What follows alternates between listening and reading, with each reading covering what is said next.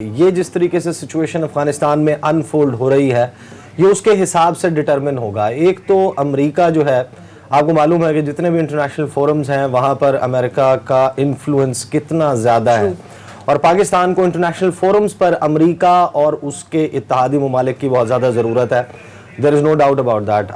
FATF کے معاملے کو دیکھ لیں, وہاں پر کیا ہوا, اس کو اب پاکستان کے قومی سلامتی کے مشیر ہوں, پاکستان کے وزیر خارجہ ہوں, اس کو ڈائریکٹلی لنک کر رہے ہیں. انہوں نے ڈینائی نہیں کیا اس سارے معاملے سے. پھر ان کا امریکہ کا پھر مختلف ان کے پروسیسز ہیں, جس طرح ہمیں پتہ ہے کہ جو USCIRF ہے, United States commission for international religious freedom, اس میں آپ کو کنٹریز آف پرٹیکولر کنسرن کے خاص تشویش والے ممالک کی فہرست میں ڈال دیں گے.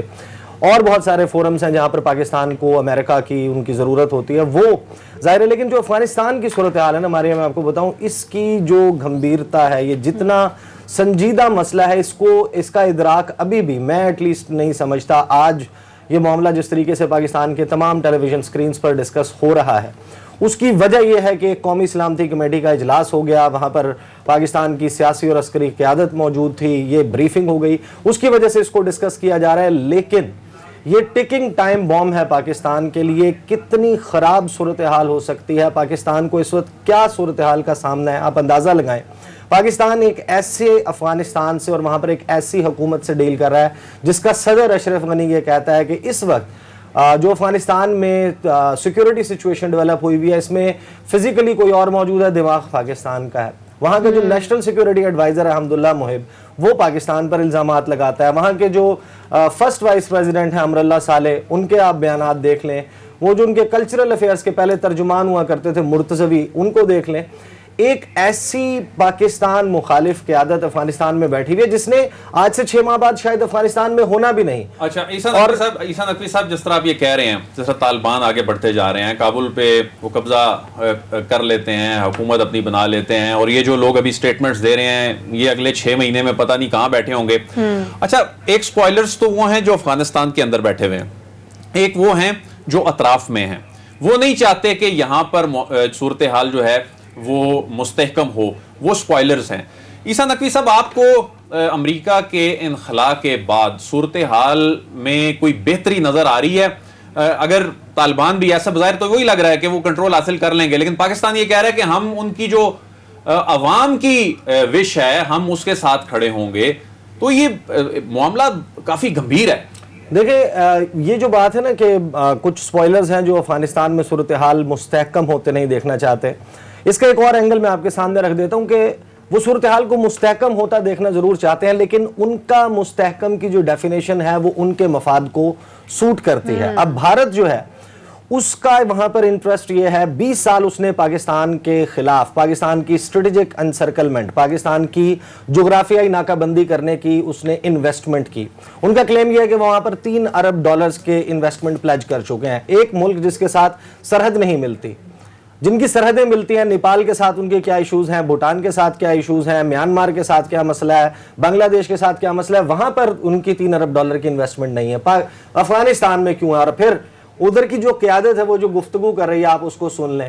اچھا, جو کنٹرول کی بات ہے, دیکھیں اس وقت تک کوئی پروونس آپ یہ نہیں کہہ سکتے کہ مکمل طور پر ہیز فالن ٹو طالبان, لیکن بہت سارے اس وقت صوبے ایسے ہیں افغانستان میں آؤٹ آف 34 کے جن کے جو پروونشل کیپٹلز ہیں ان کا گھیراؤ ہو چکا ہے. اور ٹیوزڈے تک کی جو اطلاعات ہیں اس کے مطابق تقریباً 157 سے 160 اضلاع کا ایفیکٹو کنٹرول طالبان لے چکے ہیں. جو اندازے لگائے جا رہے ہیں, کوئی کہہ رہا ہے کہ مارچ 2022 تک کابل جو ہے وہ اس کو ٹیک اوور کر لیں گے طالبان. دیکھیں, مارچ کی بات نہیں ہے, وہ فروری بھی ہو سکتا ہے, وہ ہو سکتا ہے مئی یا جون ہو جائے, لیکن دا فیکٹ کہ اس وقت طالبان کا ٹیک اوور ہوتا ہوا نظر آ رہا ہے, یہ پاکستان کو نہیں سوٹ کرتا. یہ جو کہا جاتا ہے نا بھارت کی طرف سے کہ پاکستان تو چاہتا یہی ہے کہ طالبان کے ہاتھ میں چلا جائے افغانستان. پاکستان نے اس وقت جو خاص طور پر ایک آج فورن آفس بریفنگ بھی تھی, اس کے علاوہ بھی ہم بیک گراؤنڈ بریفنگز میں بھی جاتے ہیں, گفتگو ہوتی ہے سفارتکاروں سے جو ڈپلومیٹک کمیونٹی ہے اسلام آباد میں. پاکستان جو ہے وہ نہیں چاہتا ہے کہ طالبان کا مکمل کنٹرول ہو جائے. پاکستان چاہتا ہے کہ وہاں پر پرامن طریقے سے یہ مسئلہ حل ہو جائے, کیونکہ پریشر الٹیمیٹلی پاکستان کے بارڈر پر آئے گا. जस्ट इमेजिन अ सिचुएशन कि 4 लाख या 3 लाख अफगान महाजरीन पाकिस्तान में दाखिल होने के लिए सरहद के दूसरी जानिब मौजूद हों, आप किस हद तक उसको रेसिस्ट कर सकते वो फिर एक बहुत बड़ा इशू हो जाएगा। मतलब हम पार्टनर इन पीस तो बनना चाहते हैं, लेकिन हम पार्टनर इन क्राइम नहीं बनना चाहते। इसका इंटरनेशनल इम्पैक्ट क्या है, मैं इस आपसे वही पूछूंगी। लेकिन सदीक, मैं आपसे जानना चाहूंगी, जिस तरह अभी अदील ने बात की कि ये वाली आज की जो इजलास था उसमें इमरान खान साहब शरीक तो नहीं हुए, लेकिन ये अपोजिशन की फरमाइश पर ये इजलास किया गया। मैं आपसे जानना चाहूंगी, क्या अब इसके बाद अपोजिशन क्या मुतमईन है? देखिए जहाँ साहब, मैं माजरत चाहता हूँ, यानी तसल्ली होगी आपके ख्याल में, यानी ठंड पड़ गई होगी, क्योंकि देखें इसमें कोई शक नहीं, उनका हक है ये जानना, नेशनल सिक्योरिटी के मामलात में उनको लूप में लेना चाहिए। लेकिन अब वो जो कश्मीर का सौदा हो गया जी, ये कर दिया वो कर दिया, अड्डे दे दिए, अफगानिस्तान में पता नहीं क्या हो रहा है, हम क्या कर रहे हैं, अब तसल्ली होगी ना।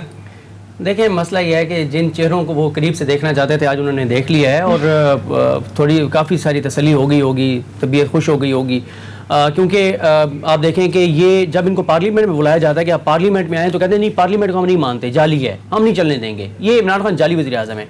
लेकिन जब इनको कहीं पे मैस में बुलाया जाता है तो वहाँ भाग के जाते हैं, वहाँ पे जाके फिर फरमाइशें करते हैं, और फिर वहाँ पे जाके खाने शाने भी खाते हैं तसल्ली से, और वो सारे मामलात, क्योंकि ये ज़ाहिर है वहाँ जाके जिस तरह की दरखास्तें डालते हैं, जिस तरह की फरमाइशें करते हैं, लेकिन वो फरमाइशें अभी तक इनकी पूरी नहीं हो रही। एक और चीज़ देखें अदील बड़ाई साहब, मैं देख रहा था कि इनके जो हामी हैं उन्होंने ट्विटर पे एक नया मामला शुरू किया, कहा कि जी पूरी बात वहाँ पे नहीं बताई गई, पूरा सच नहीं बताया गया अस्करी क़यादत की जानिब से। पहली बात तो यह है कि भाई जो ब्रीफिंग में थे, पहली बात तो है वो आके कहें ना ये बात, क्योंकि शहबाज शरीफ साहब ने तो कह दिया कि हम मुतमईन हैं। दूसरी बात यह है कि आप ये कह रहे हैं कि जी पूरी बात नहीं बताई, भाई किन को पूरी बात बताएं, उनको पूरी बात बताएं जो जिनके अबाव-ए-अजदाद कहते थे कि हम पाकिस्तान बनने के जुर्म में शामिल नहीं है, उनको पूरी बात बताएं जो कहते हैं कि अफगानिस्तान के बॉर्डर पे लगने वाली बाढ़ उठाकर फेंक देंगे, उनको जो है वो पूरी बात बताएं जो कहते हैं कि हम पाकिस्तान की सरजमीन में दफन नहीं होंगे, मैं अफगानिस्तान की साइड पे दफन किया जाए। उनको पूरी बात बताएं जो कहते हैं कि पाकिस्तान के इदारे पाकिस्तान के दुश्मन हैं। उनको बात बताएं जो पाकिस्तान के इदारों की होने वाली ब्रीफिंग के आगे गलत इस्तेमाल करते हैं। उनके दोस्तों को बताएं जो आकर ब्रीफिंग्स लेने के बाद आगे कहते हैं कि पाकिस्तान की फौज बुज़दिल है और भारत ताकतवर है। भाई बात उतनी बतानी चाहिए जितनी ये हजम भी कर सके और अपने तक रख सके, जरूरत भी। 80 लोगों में जो चीजें होती हैं, जाहिर है पाकिस्तान की फौज क्यों दुनिया में मानी जाती है, पाकिस्तान की आईएसआई क्यों दुनिया में मानी जाती है? जाहिर है पाकिस्तान की आईएसआई ने जितना काम किया है पाकिस्तान के लिए और जितना पाकिस्तान के लिए कर रहा है, आपके साथ अफगानिस्तान में 40 मुल्कों की फौज जो है, कितना वो ईसा नकवी साहब बताते रहते हैं कि कितना उन्होंने पैसा खर्च किया और एक मुल्क में वो कामयाब नहीं हो सके। आपके मुल्क की अकेली फौज ने अल्हम्दुलिल्लाह यहाँ पे दहशतगर्दों को शिकस्त दी। क्या हालात होते थे, और आप देखें अल्हम्दुलिल्लाह अमन है, दहशतगर्दी के इक्कत वाक़यात होते हैं, इंशाल्लाह वो भी खत्म होंगे। तो बात यह है कि यहाँ पे मसला यह है कि इस तरह की ब्रीफिंग्स में बहुत सारी हसास बातें माजी में ऐसी हुई जो सुनकर बाहर लीक की गई और उसके बाद ये बाहर उसका गलत इस्तेमाल किया गया। तो जितनी बात बतानी चाहिए थी मेरे वो बताई गई है और मुतमईन भी हैं। या तो शहबाज शरीफ आके कहें, उनके हामी देखें ट्विटर के ऊपर कह रहे हैं जी ये नहीं किया वो नहीं किया। भाई अभी तो जो है वो पूरी ब्रीफिंग खत्म नहीं हुई, आपने पहले से कहना शुरू कर दिया है। क्योंकि वही मैं कह रहा हूँ ना कि मुखालफत करनी है ना, कोई ना कोई बहाना बनाना है, कोई ना कोई इशू बनाना है तो वो बनाएंगे। लेकिन बहरहाल मैं इसको अप्रिशिएट करता हूँ, अच्छा था। देखें अपोजिशन जो है उसको पहले भी हुकूमत, ये तीसरी बार ऐसे हो रहा है। बजट के मामले में भी फवाद चौधरी साहब ने उनको कहा था कि आप आए अपनी तजावीज़ दें। कल प्राइम मिनिस्टर ने भी कह दिया कि आए इलेक्शन रिफॉर्म्स के ऊपर आप अपनी तजावीज़ दें। और अब इस इशू के ऊपर, क्योंकि ये इशू पाकिस्तान का है, पाकिस्तान के अवाम का है, हर पॉलिटिकल पार्टी का है, मेरे ख्याल अपोजिशन को मेजॉरिटी का सबूत देना चाहिए।